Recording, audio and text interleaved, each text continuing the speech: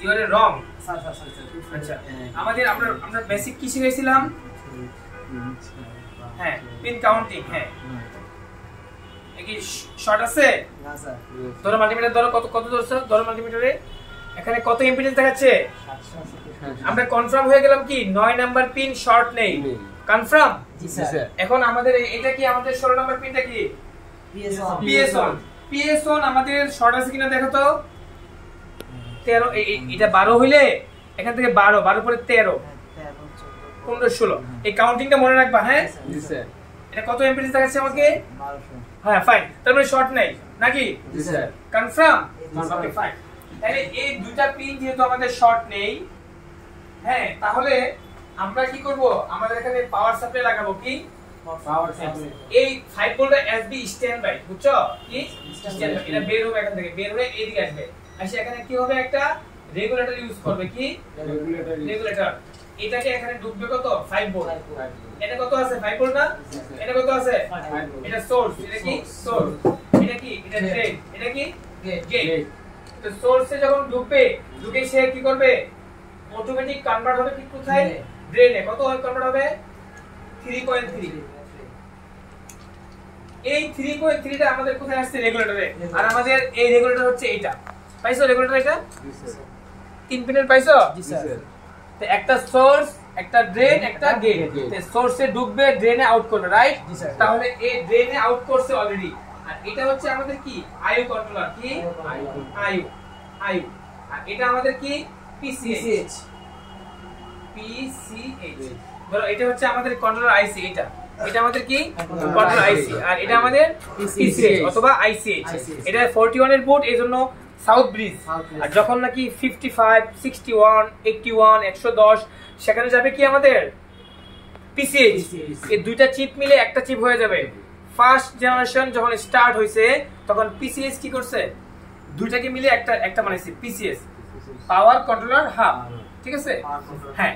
তো এখন আমরা এই যে রেগুলেটর থেকে 3.3 ভোল্টের আইসা আমাদের আইও কে একটা ভোল্টেজ দিছে, ইনপুট ভোল্টেজ দিছে। কি দিছে? এখানে দেখো এই যে এই দিছে। এটার নাম কি? বিসিসি। কি বিসিসি? তো আমরা জানি যে কোন আইসি তার একটা ইনপুট ভোল্টেজ দরকার হয় সে সচল হওয়ার জন্য। তোমার যদি কোনো আইসিতে কোনো ভোল্টেজ না ঢোকে তোমরা কি কোন পারবা? হবে হবে না, কারণ আইসিটার তো ইনপুট ভোল্টেজ লাগবে, তখন সে আউটপুট করতে পারবে। তাহলে এই আইসি আমাদের IO controller, it is embedded controller, EC. তো সে যখন একটা ইনপুট পাবে সে কি করবে? একটা আউটপুট তৈরি করবে। আইও মানে কি বলো? Input and output. ঠিক আছে?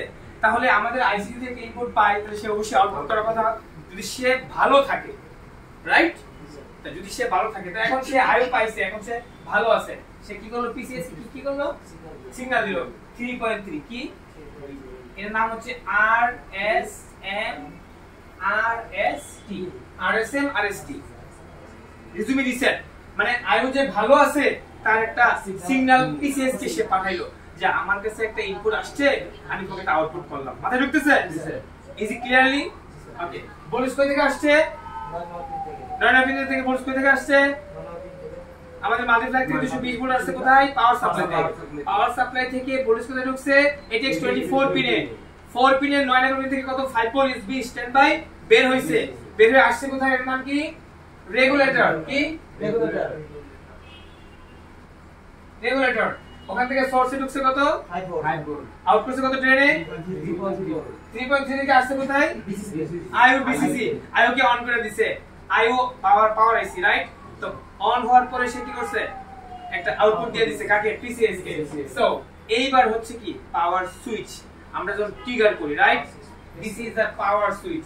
Press power, press power, press power কাটা দিলে কি এখানে 3.3 আইও কি করবে? ইনপুট দিবে 3.3।